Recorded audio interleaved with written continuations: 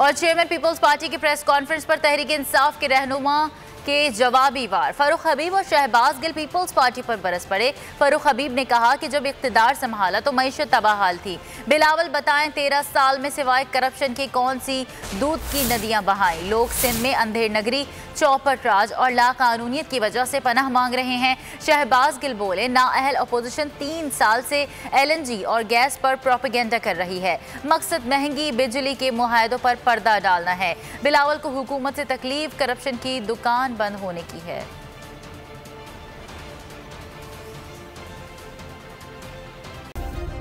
Subscribe करें और bell दबाएं ताकि कोई खबर रह न जाए।